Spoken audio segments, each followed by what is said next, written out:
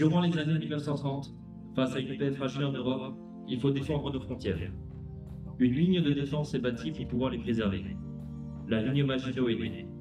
Cette muraille, qui s'étire du nord au sud de la France, est particulièrement dense face aux frontières allemandes. C'est une partie de son histoire que nous allons vous raconter à présent. Depuis la fin de sa construction en 1938, les ouvrages sont occupés par un effectif réduit. Chacun veut croire en une paix durable et espère bien que la guerre de 14-18 soit bien la dernière d'elle. En janvier 1933, Hitler arrive au pouvoir. Sa soif de vengeance et son désir d'extension de l'Allemagne vont doucement bouleverser une stabilité déjà si fragile. Suite à l'invasion de la Pologne, la France déclare la guerre à l'Allemagne le 3 septembre 1939. La mobilisation générale est ordonnée. Les hommes de chaque famille quittent leur vie, leur travail, parfois leur région, pour rejoindre l'armée française. Certains d'entre eux seront affectés à la ligne Maginot.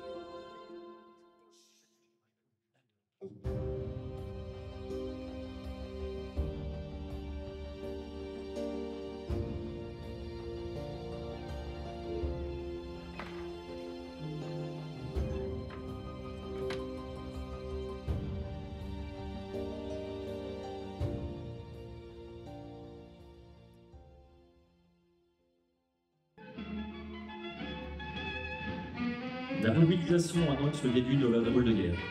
Mis à part quelques échanges d'artillerie dans de rares secteurs, cette période se résume par une absence de combat. Chaque belligérant reste de son côté de la frontière. Les soldats français, dans les cloches, observent les Allemands loin, qui patrouillent le long de la frontière. Mais personne ne bouge. Renforcement des défenses, cuisine extérieure, observation et attente font partie du programme de cette période.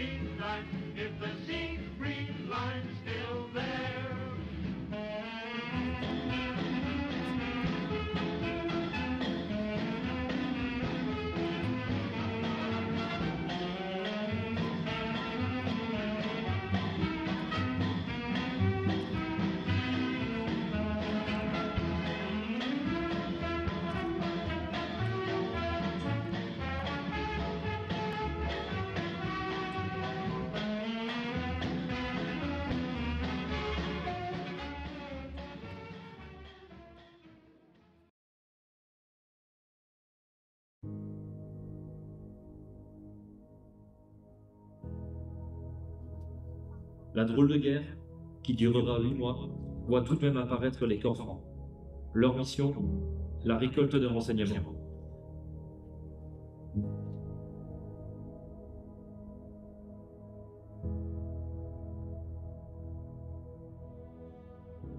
Ce sont des groupes de soldats volontaires, armés qui sortent discrètement et souvent de nuit au plus près des lignes adverses pour observer, écouter ou tendre des embuscades à l'ennemi.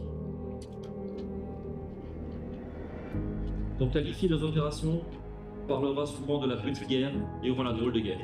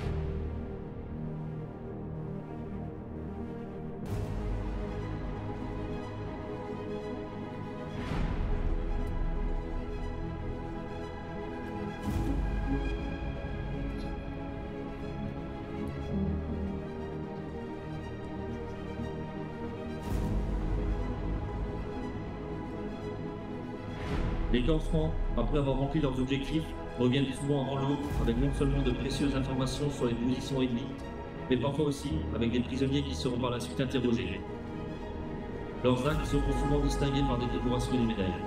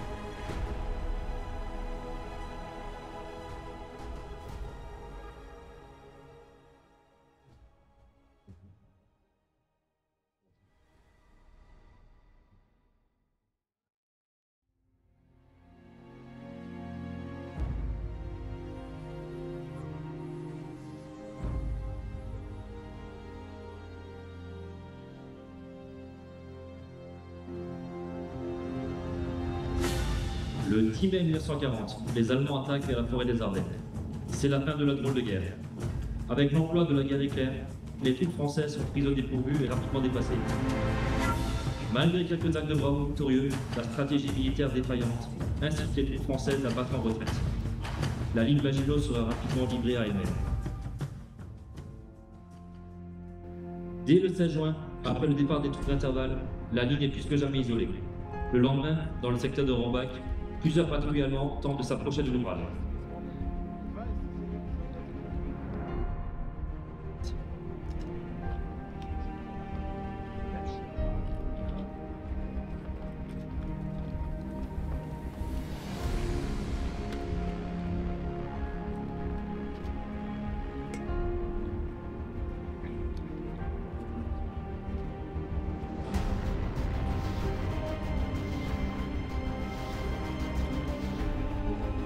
Les yeux aguerris des observateurs et tireurs ne laisseront aucune chance aux assaillants.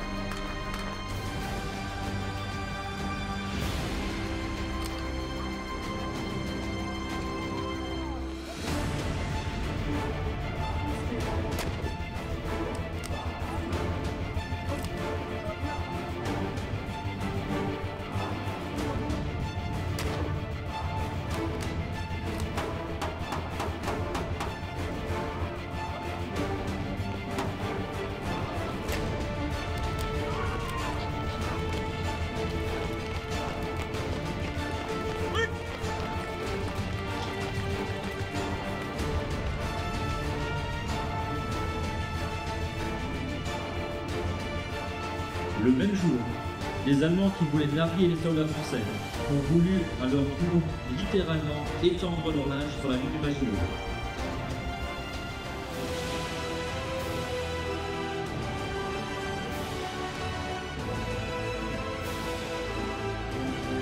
Encore une fois, les tireurs ne leur laisseront aucune chance. Leurs corps resteront étendus au sol pendant plusieurs jours.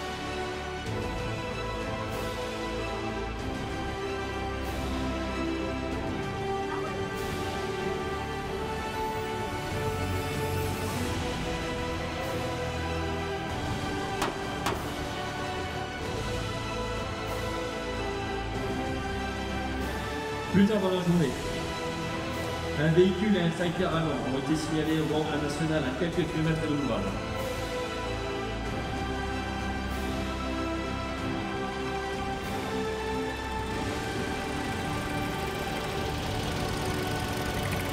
L'équipage organise une mission pour intercepter ces véhicules.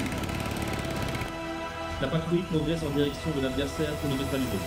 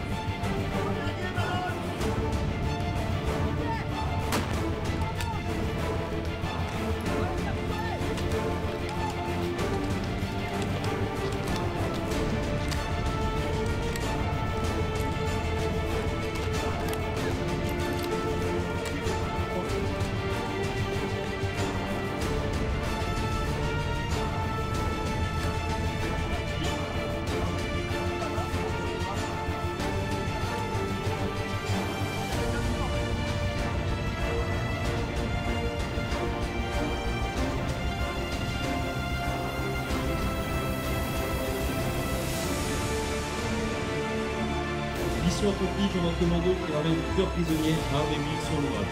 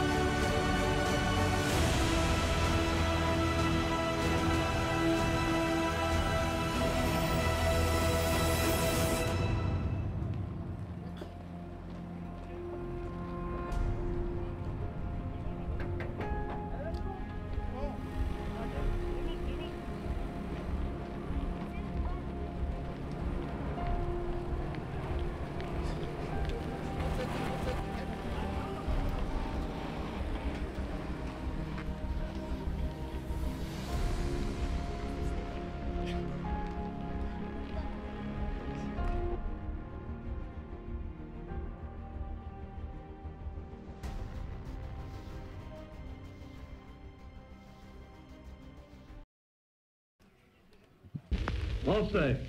Malgré ces quelques actes isolés, le 17 juin, le maréchal Pétain annonce à la radio qu'il veut cesser les À combats. partir d'aujourd'hui, la direction du gouvernement de la France, sûre de l'affection de notre admirable armée, qui lutte avec un héroïsme digne de ses longues traditions militaires contre un ennemi supérieur en nombre et en armes.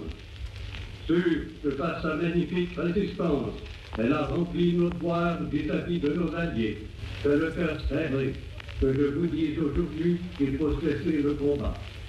Je me suis adressé cette nuit à l'adversaire pour lui demander s'il est prêt à rechercher avec moi, entre soldats, après la lutte et dans l'honneur, les moyens de mettre un terme aux hostilités. Que tous les Français se groupent autour du gouvernement que je préside pendant ces dures épreuves, et fassent taire leur angoisse pour n'obéir qu'à leur foi dans le destin de la patrie.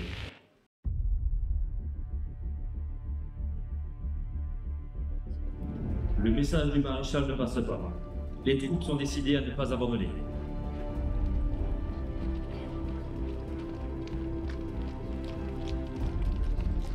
Le 21 juin, un groupe d'ennemis s'approche de d'eux.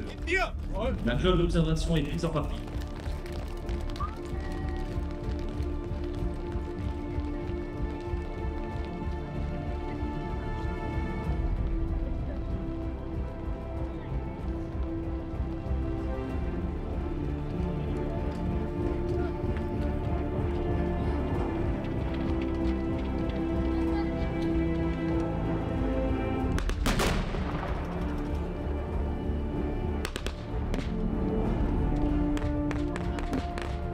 La cloche résiste.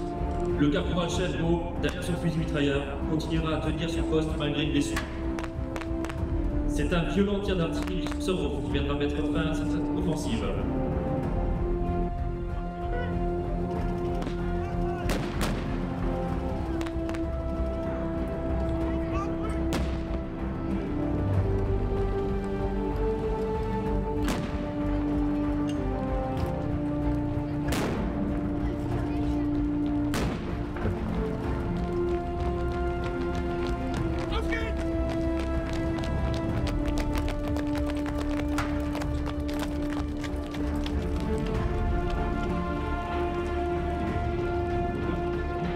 Les jours suivants, les Kalmat et ouvrages voisins se trouvent. L'ouvrage apporte le soutien par des tirs en leur direction. Malheureusement, trop éloigné de Sutsavos, après une longue résistance, les fortifications se rencontrent.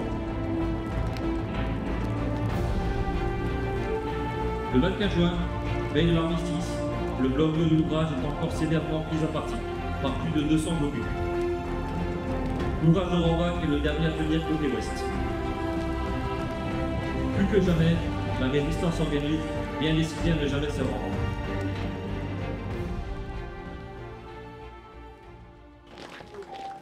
Le 25 juin 1835, c'est l'armistice.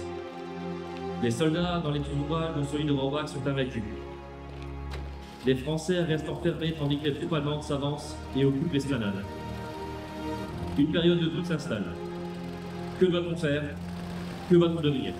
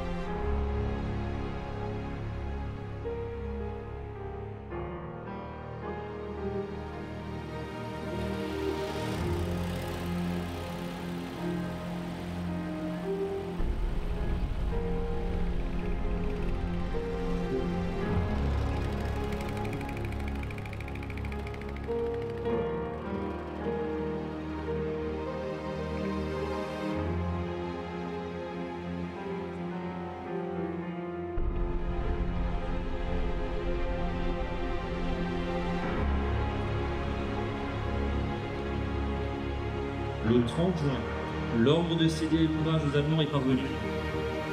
Ce dernier doit rester en parfait état de fonctionnement. À contre-cœur, les soldats français sortent du fort. Étant invaincus, les soldats allemands rendent les honneurs aux défenseurs des lieux. Les officiers conviendront ensuite des modalités de leur remise de gloire.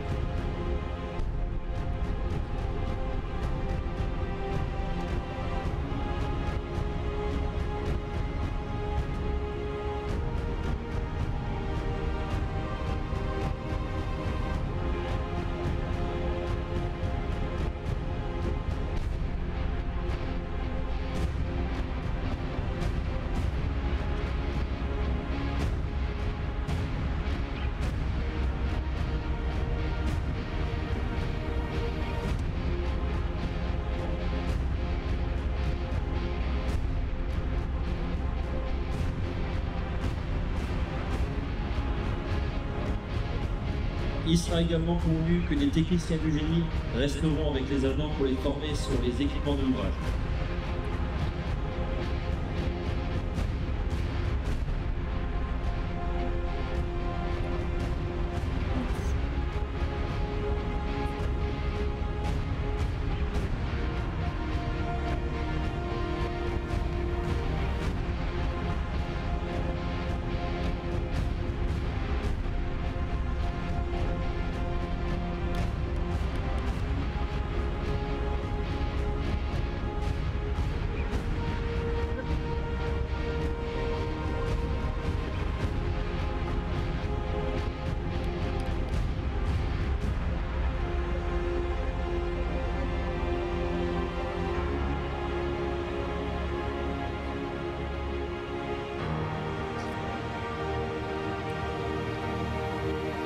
Le détachement français se dirige ensuite à la sortie de l'esplanade, pensant être libre.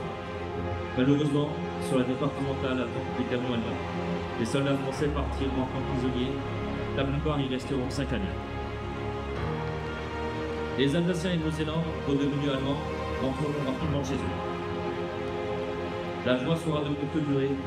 Ils devront l'année suivante échanger leur casque quadrillant contre le Stahlhelm allemand.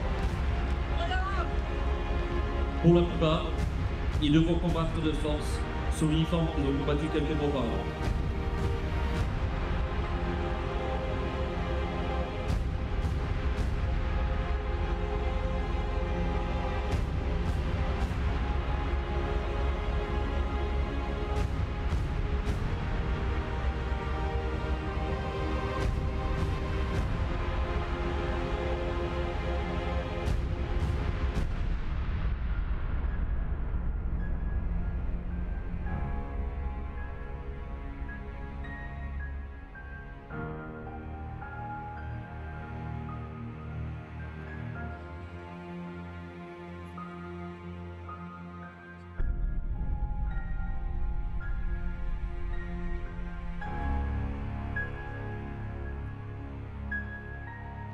Durant les années suivantes, la ligne Maginot est analysée de toutes pièces par les troupes allemandes. Puis le destin des ouvrages varie. Certains seront simplement préservés contre le Rohrbach. D'autres seront dépliés afin de pouvoir équiper le mur de l'Atlantique, érigé pour contrer un débarquement allié. Enfin, certains ouvrages sont en partie transformés en usines d'armement afin d'être à l'abri des bombardements alliés.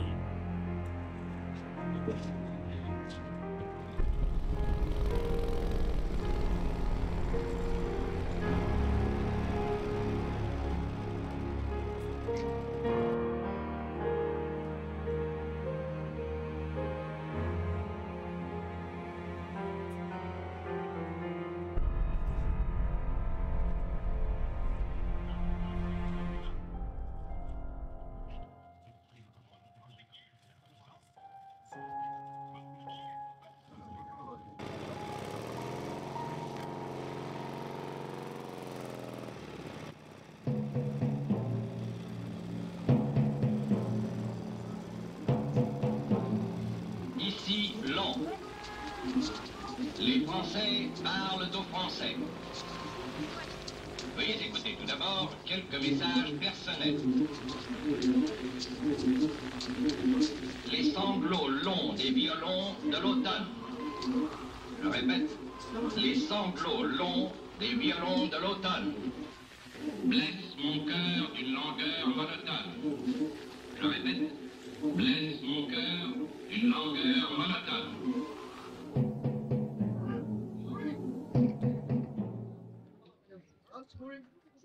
Le poème de Verlaine annonce le débarquement des Alliés le 6 juin 1944 sur les plages normandes.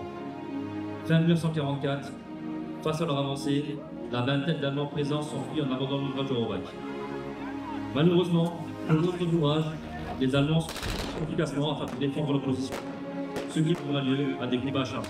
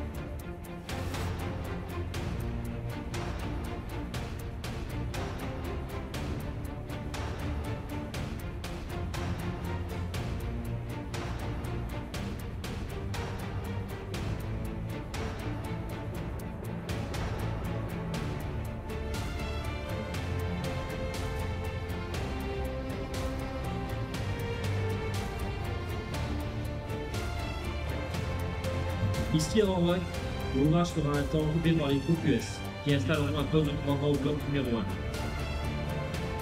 Début 1945, face à la progression américaine, l'ouvrage est déserté et abandonné.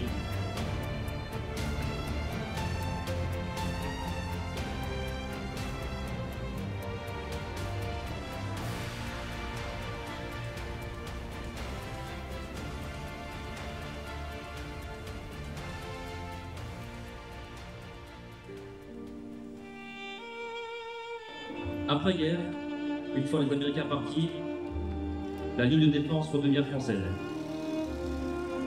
Un état des lieux est effectué. Elle sera à nouveau partiellement entretenue, voire rénovée, dans la crainte d'un éventuel conflit avec l'Union soviétique.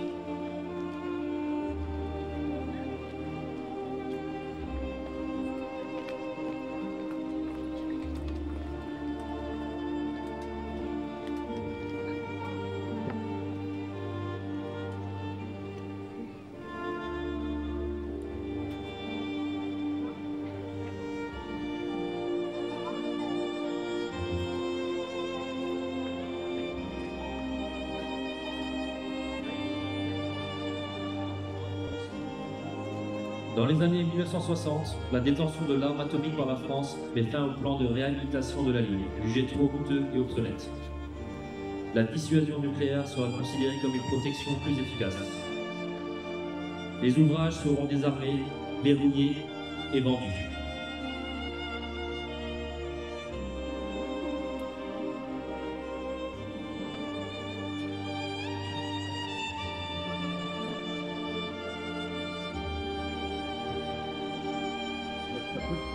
Cela résultera pour la plupart du temps à l'abandon et au pillage de ces derniers. La ligne Maginot restera longtemps et injustement le symbole de la défaite française de 1940.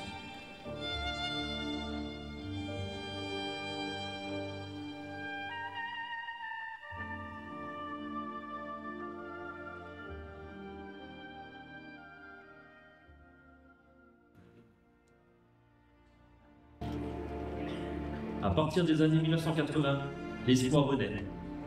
Petit à petit, diverses associations historiques sont nées.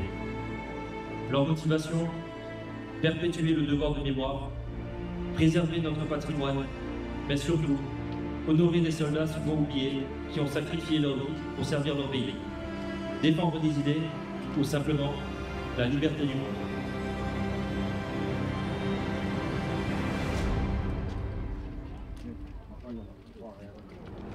Ce sont ces associations présentes aujourd'hui que nous voulons mettre en avant. Je vous demanderai dans un premier temps d'applaudir nos troupes françaises.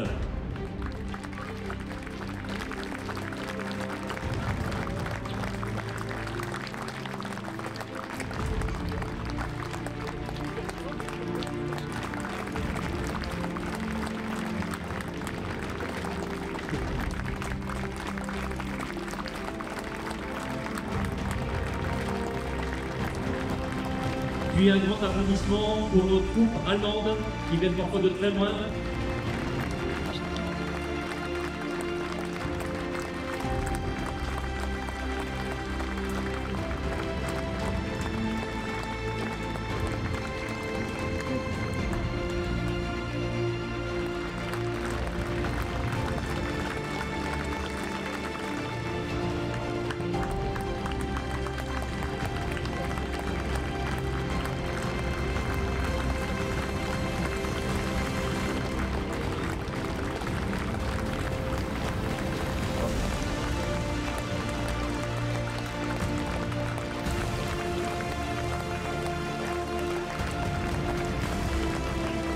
Et enfin, pour finir, nous pouvons applaudir aussi très fortement nos troupes américaines.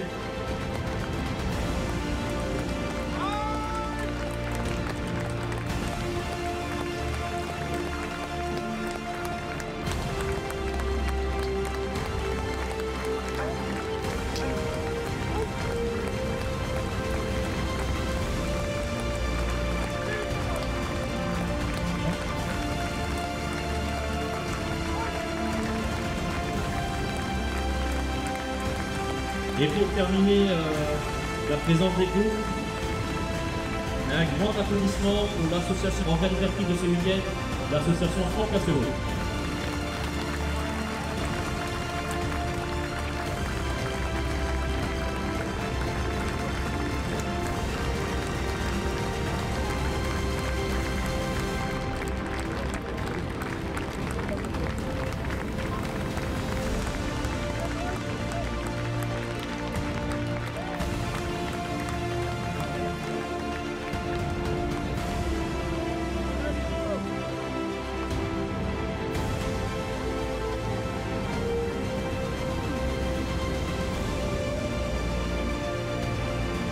Vos communes, français et allemands, sont liés par une amitié hautement symbolique.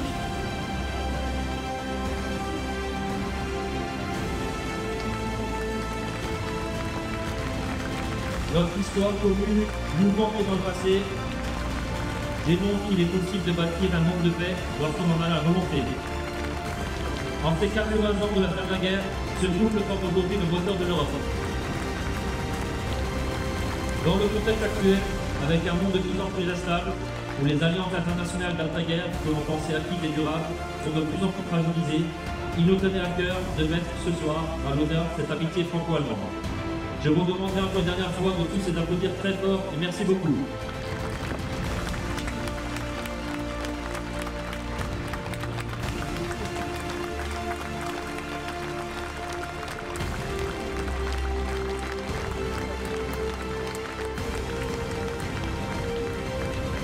Et je vous remercie encore une dernière fois pour votre présence, votre soutien, car c'est votre présence qui fait que nous pouvons continuer notre travail. Merci beaucoup.